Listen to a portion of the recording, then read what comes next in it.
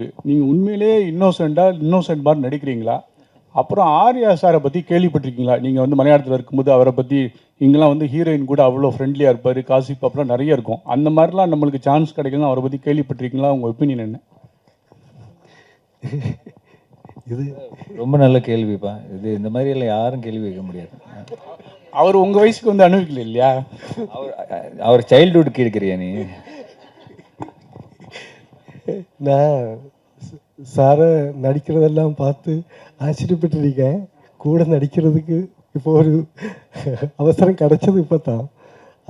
அது பெரிய விஷயமா எனக்கு சொப்னம் மாதிரி தான் இந்த படம் முடிச்ச வரைக்கும். அவர் நடிகரை பற்றி கேட்கலாம் சார், வேற ஏதோ கேட்குறேன். ஆமாம், இது அப்படி இல்லையா? அந்த இது எளிமை. இது மாதிரி மலையாளத்தில் கேட்டிருக்கேன் சார் ஒரு ஆள், நீங்கள் இது நம்ம ஏமாத்துதா இப்படியான்னு. அப்போ நான் அவர்கிட்ட சொன்னதும் இதுதான், உங்களுக்கும் மறுபடியும் அதுதான் இருக்குது. ஒரு വളരെ சின்னதிலே நான் சினிமா இல்லை வந்து சேர்ந்தேன், அது காஸ்டியூம் பண்ணுறதுக்காகத்தான். அப்போது என் உடம்பு அவ்வளோ ஏதோ எனக்கு நிறைய அந்த மாதிரி பேர்கள் இருக்குது, நீர்க்கோழி, நத்தலி, சுண்டலின்னெல்லாம் நிறைய பேர் இருக்குது, கொடைக்கம்பின்னெல்லாம். அதுக்கு தகுந்த போடி தான் என்னுடையது. ஆனால் கொஞ்சம் காமெடி எல்லாம் பண்ணி வந்தான். அப்போ என்ன மாதிரி ஒரு ஆள் சினிமா இவ்வளவு அழகான நிறமுள்ள ஒரு இடத்துல எனக்கெல்லாம் எங்கே ஸ்பேஸ் இருக்குமா? அப்போ அன்னைக்கு இப்படி நின்றுருக்கும், அப்படி ஆயிருந்திருக்கும் நினைக்கிறேன். அது எனக்கு அதுங்க பழக்கம் ஆகி போச்சு இப்போ. அப்போ நினைக்கிறேன் அதாയിരിக்கும் காரணம் நினைக்கிறேன்.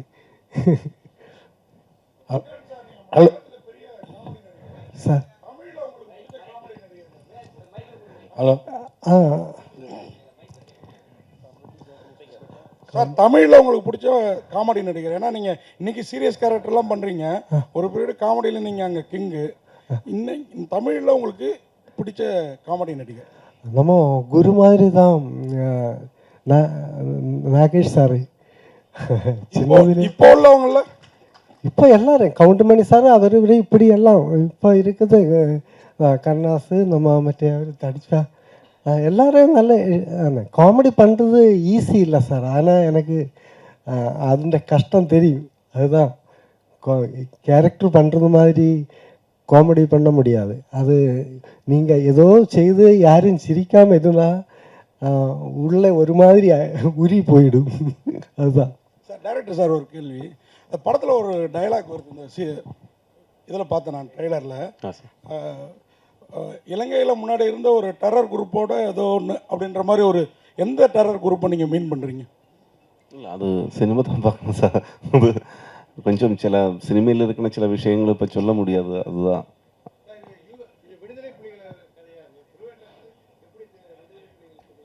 சார். இது 80s எண்டில் 91 நடந்த ஒரு சில ரியல் இன்சிடென்ட்ஸும் இதில் வச்சிருக்கு. ஆக்சுவலி ரியல் இன்சிடென்ட்ஸ் அல்ல. ട്രിവാൻഡ്രത്തും അത് സംബന്ധമാണ്. അത് അവിടെ വരുന്ന ക്യാരക്ടേഴ്സിന് ചില ബാക്ക് ഡ്രോപ്പുകൾ കാട്ടുது. அதான் டைரக்ட் சார், எங்களுக்கு தெரிஞ்சு வீரப்பங்காடு சந்தனக்காடு தான். இது அனந்தன் காடு. அனந்தன் காடு ஆர்யா வேற கன்னு வச்சிருக்காரு. வீரப்பனுக்கு பதில் அவரு காட்டுல சந்தனம். അനന്തൻ കാട് ട്രിവാൻഡ്രത്തിന്റെ ഓൾഡ് നെയിം தான் அனந்தன் காடு. அதான்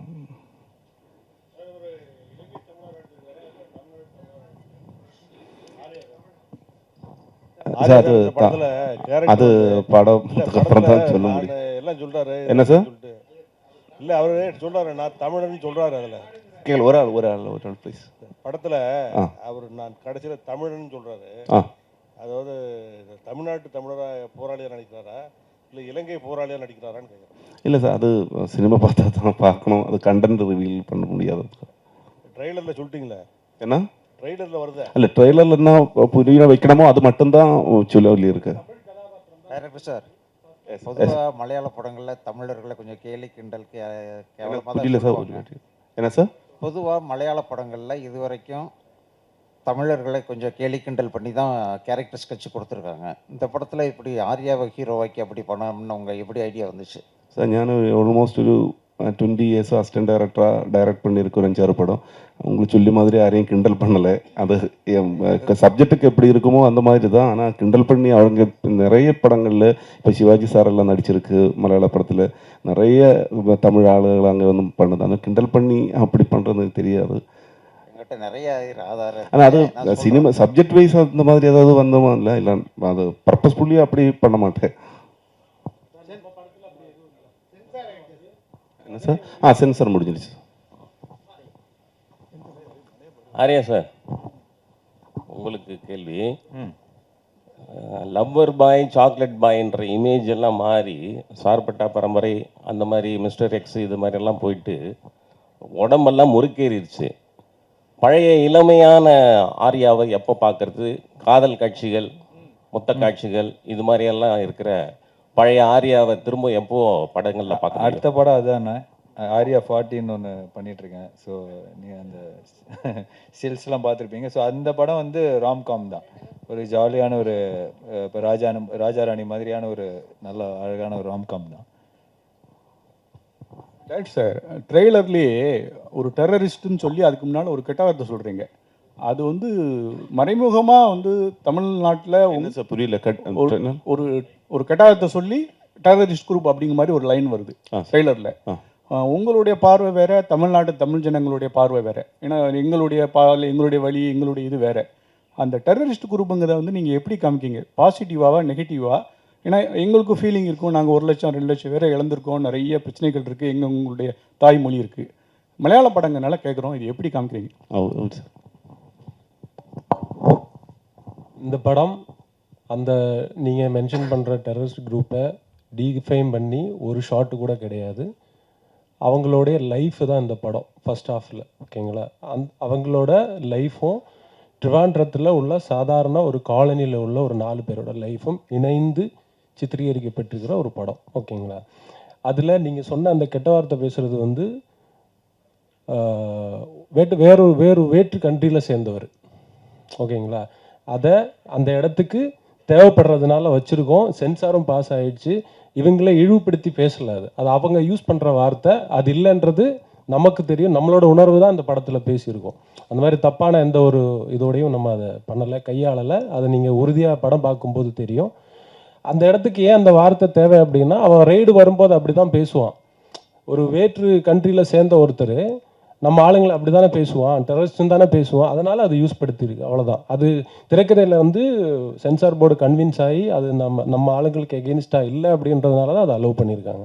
ஸோ அந்த சந்தேகம்லாம் எதுவும் வேணாம் உங்களுக்கு. நம்ம அந்த மாதிரி டிஃபைம் பண்ணி ஒரு சின்ன ஷாட்டு கூட கிடையாது. சரிங்களா? நம்மளோட சஃபரிங்ஸ் தான் இருக்குது படத்தில் கொஞ்சம். ஓகே ஆரியாண்ணா சார், எல்லா கதையும் இப்போ சொல்ல முடியாது இல்லை சார். சார் அப்போ படத்தில் என்ன என்ன சார்? இப்போ படத்தில் நீங்கள் என்ன சார் பார்ப்பீங்க? முழுக்க கிடையாதுங்க. நான் தான் சொல்லிட்டேனே, அது கொஞ்சம் கேரளாவில் சேர்ந்த ஒரு 4 பேரோட கதை. இது ரெண்டும் இணைஞ்சு தான் இந்த கதை இருக்குது. ஸோ படத்தை பாருங்கள் சார், உங்களுக்கு பிடிக்கும்படியே தான் இருக்கும். நீங்கள் படத்தை பார்த்து அது பண்ணுங்க. தேங்க்யூ.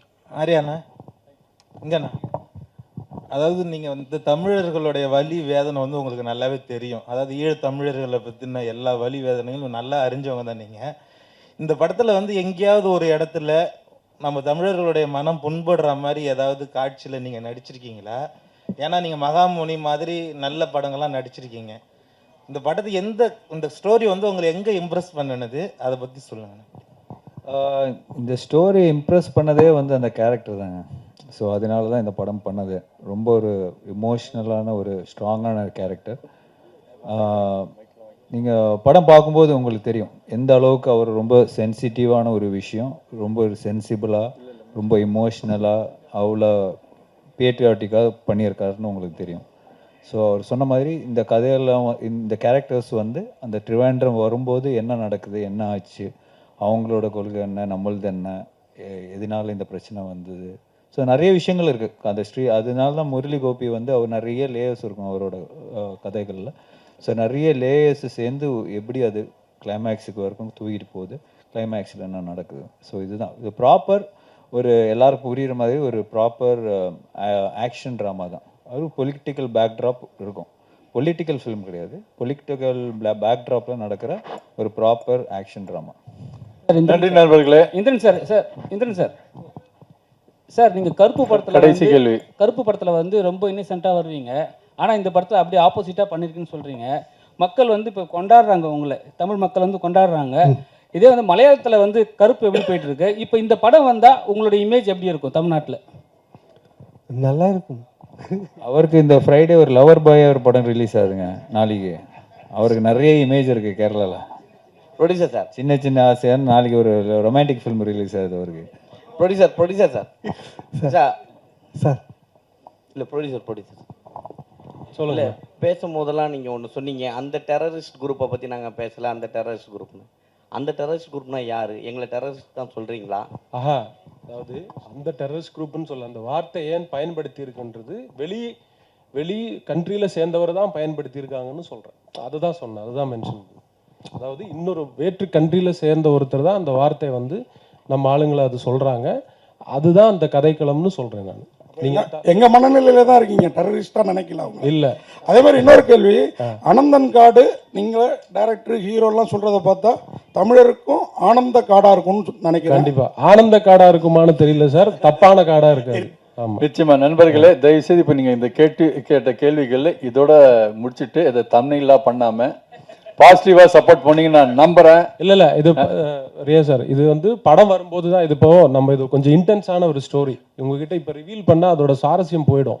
நீங்க என்ன first half of the film is very very important. இப்போ நான் வந்து எல்லாத்தையும் உங்களுக்கு அது கன்வின்ஸ் பண்ணோன்னா என்னால் இப்பயே கன்வின்ஸ் பண்ண முடியாது. கதையை சொல்லி சார் இதைத்தான் சார் நாங்கள் சொல்லியிருக்கோம் நான் சொன்னால் அப்புறம் மூவிக்கு வந்து இது இல்லாமல் போயிடும் இல்லைங்களா. அதனால் நீங்கள் பார்க்கும்போது நீங்கள் ரொம்பவே வந்து பாராட்ட தான் செய்வீங்க. அது தப்பான எந்த ஒரு நோக்கத்தோடையும் இந்த படம் எடுக்கலை, தப்பான எந்த டயலாகும் இதில் கிடையாது. அது இன்னொரு கண்ட்ரியில் உள்ள ஒருத்தர் நம்மளை சொல்கிறது தான் அது சித்தரிச்சிருக்கு.